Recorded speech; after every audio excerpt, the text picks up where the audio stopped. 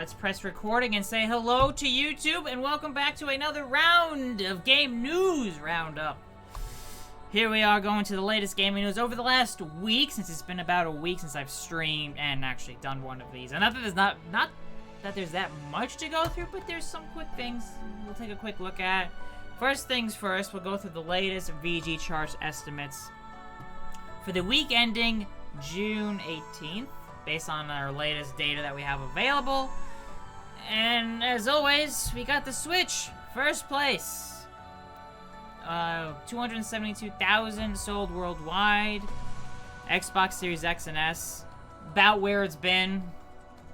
You know, the Series S being readily available more or less helps keep it as a nice base, and then if Series X bigger shipments, then you'll see spikes. But generally speaking, it seems to be around 140,000 seems to be where it seems to be settling out around. And then PS5, only 126,000 roughly for the week, which includes only 3,000 in Japan and 40,000 in the Americas.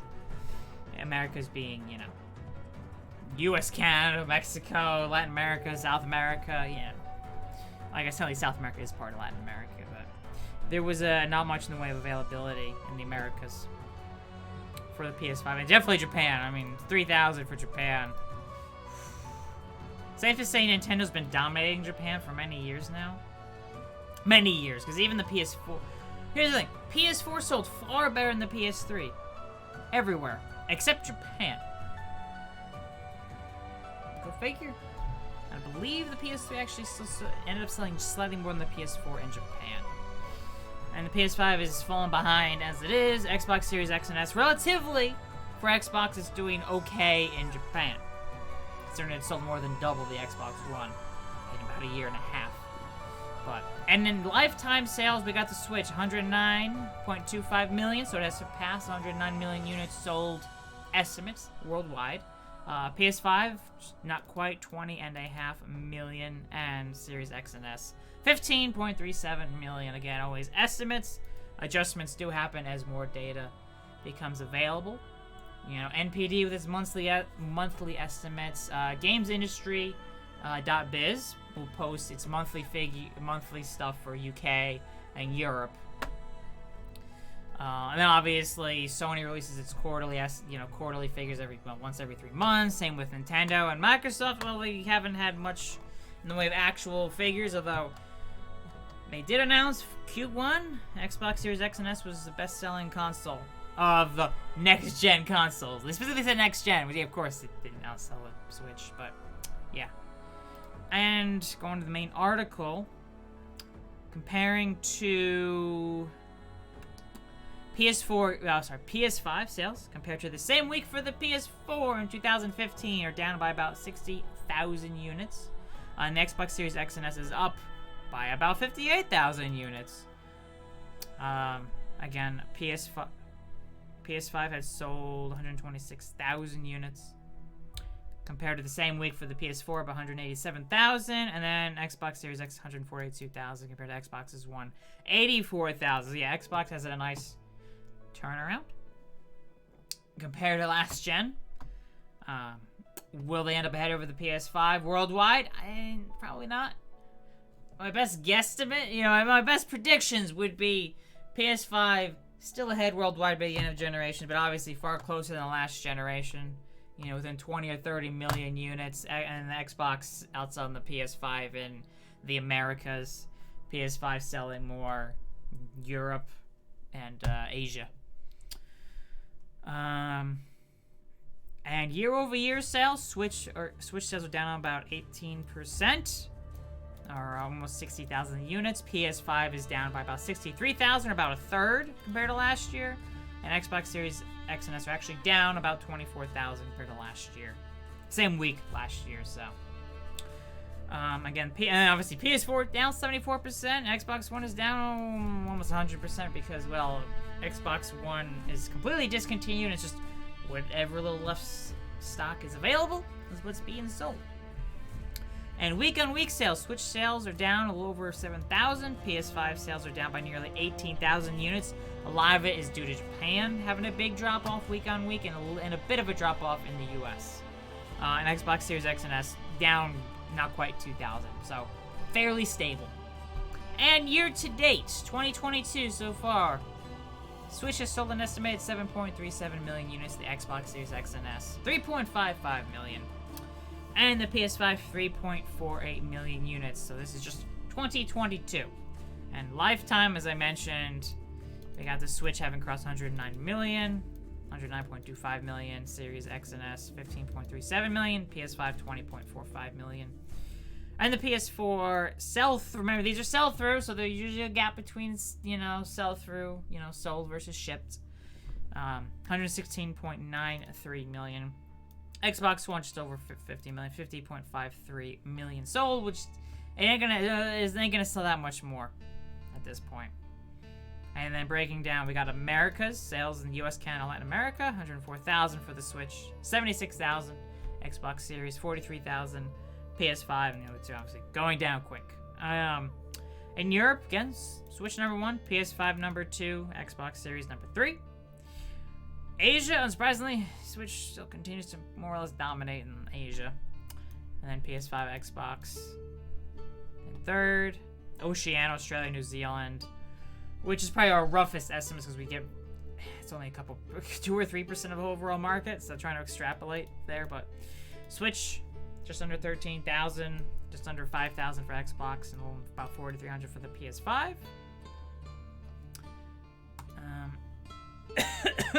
Excuse me.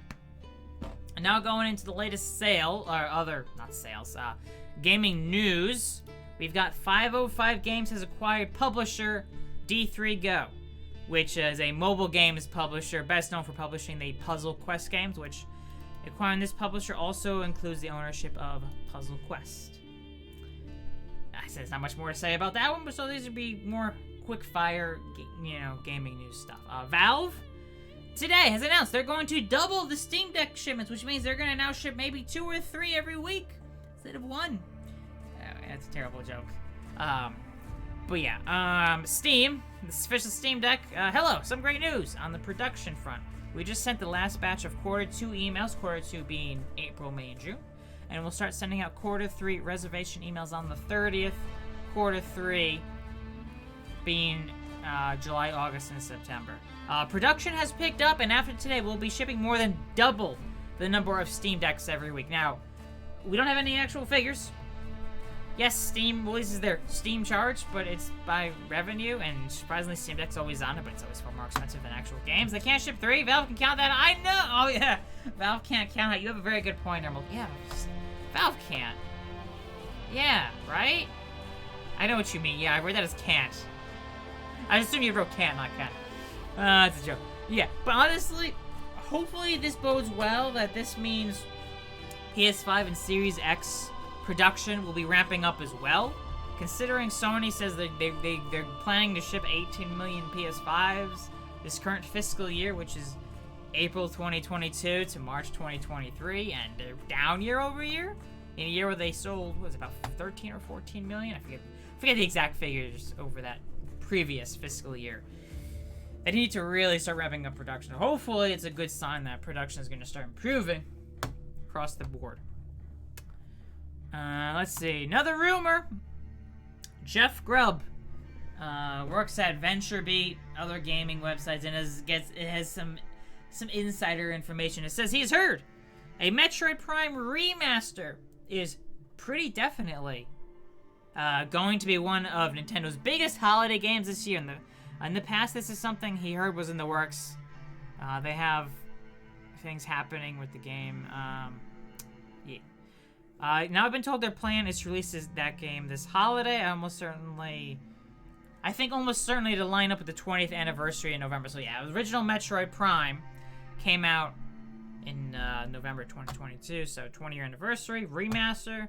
He also mentioned that Metroid Prime 2 and 3 will be released separately and getting not as big of a big remaster treatment as the original. So minor updates, but not as much as the original remaster. Apparently, this is what he's heard. We'll see. This is still a rumor. It's always still a rumor.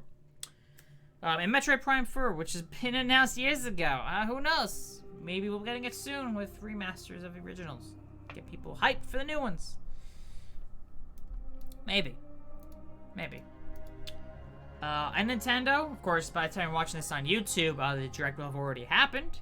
So if you want to catch up on the latest news on this Nintendo Direct, VGChartz.com, I'll be writing up all the news tomorrow morning. So yeah, Nintendo Direct Mini Partner Showcase happening tomorrow on YouTube, June 28th, 6 a.m. Pacific, 9 a.m. Eastern. It's going to be roughly 25 minutes of information on upcoming third-party Nintendo Switch games. Third-party. So the Metroid Prime remaster that's rumored, probably not going to see it, because that'd be first-party. Most likely, anyway, unless a third-party developer's going to do it. I don't know. What are we going to see? We'll find out, right? Roughly 25 minutes. We could show a decent amount of games in 25 minutes. 15 games, maybe? 10 to 15 games, be my guess. And the PlayStation Plus games for July have reportedly leaked. Deal Labs, which has leaked the PlayStation Plus games many times over the last bunch of months, and they've been accurate. They say this year, for July, Crash Bandicoot 4, The Dark Pictures Anthology, Man of Medan, and Arcadegeddon. Mind you, Sony did recently relaunch their PlayStation Plus service. Basically combine PlayStation Plus and PlayStation Now. If you were a PlayStation Plus member before, you got automatically into the base tier, which is this PlayStation Plus Essential. And if you spend more money, you get other stuff. So yeah, if you were a previous PlayStation Plus, you are now a PlayStation Plus Essential subscriber / member.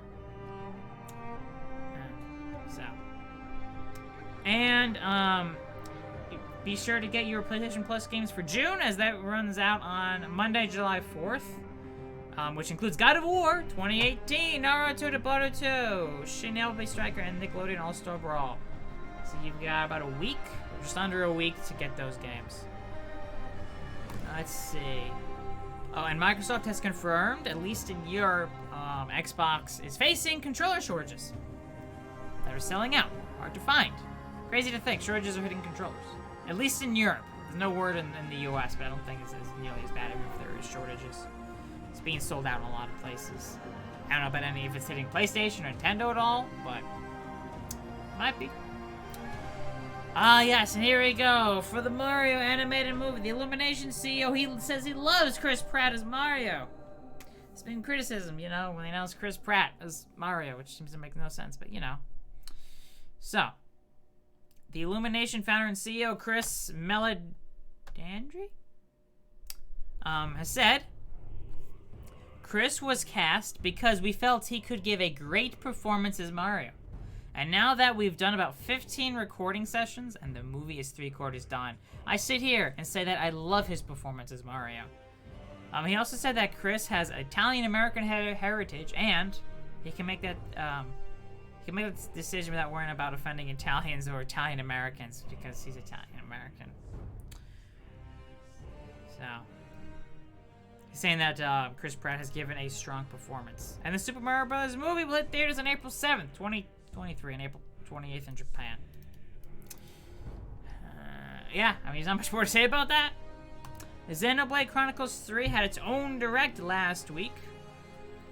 A bit of new details, but the game does launch July 29th, $60, and there was also a expansion pass announced for $30.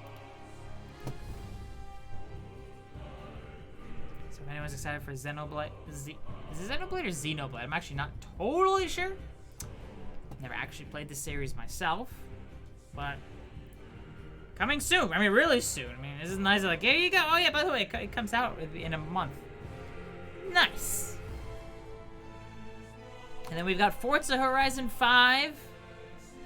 Latest update. It adds a story mode, story co-op, Hot Wheels cars, and more. Now these are Hot Wheels cars. This is coming out before the Hot Wheels DLC. Is Zeno?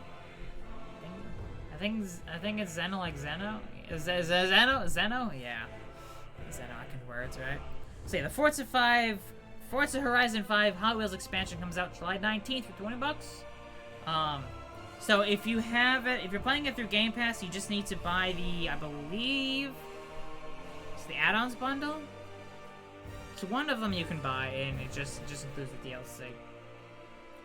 I think it's for the $20 DLC or whatever is all you need. But yeah, the latest update adds a co-op mode for the main story, which it didn't have before. Before Halo Infinite gets co-op mode, which isn't supposed to wrap till the end of August. Hopefully we'll see more soon. But yeah, it also adds 10 new cars, the latest update. Hot Wheels, Plymouth, Barracuda, Dodge, Coronet, Super B, Hot Wheels, some classic cars, Aston Martins, Lexus, Nissan. C? No, Z like C? Like C, like the letter C? C-no, but it doesn't seem right. It seems like Z. Seems more right to me, but I don't think I've ever heard anyone actually pronounce it.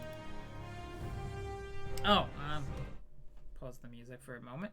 So, Sega and developer Creative Assembly have announced a multiplayer first-person shooter called Hyenas for the PS5, Xbox Series XS, PS4, Xbox One, and PC. Sega. It's, let's watch the trailer. Let's just quickly watch this. Whoa, sorry. That's loud as frick. Okay. So, Hyenas. This is Sega. It doesn't look like Sega, does it? But it's Sega. Yeah, multiplayer first-person shooter.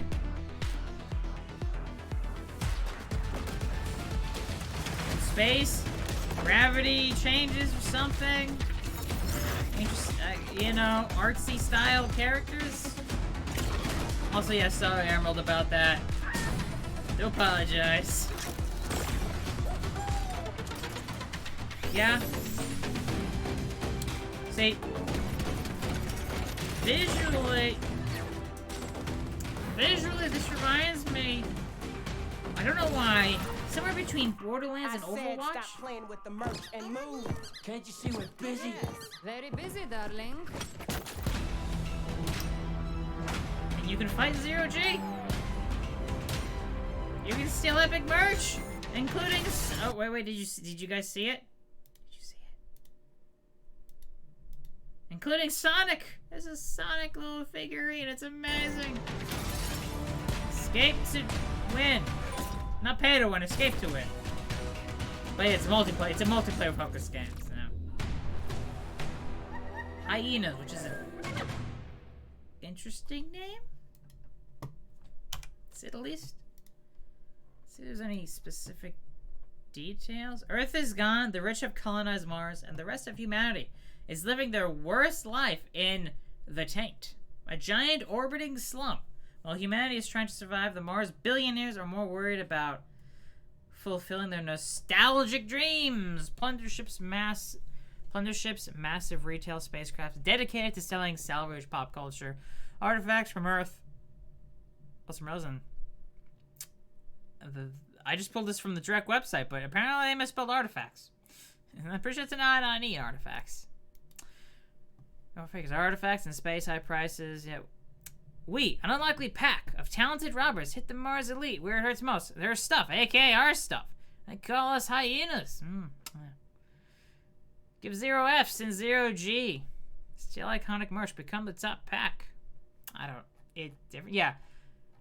Borderlands crossed with Overwatch. Yeah, I mean, that's just the visuals. That's just the visuals. I mean, definitely. And I guess gameplay-wise, I guess more. Definitely not Borderlands, because Borderlands is actual story.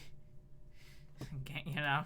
Not well, I mean, currently it's multiplayer, but it's not PvP. You know, it's cooperative. Anyways. Sonic the Hedgehog 2 has crossed $400 million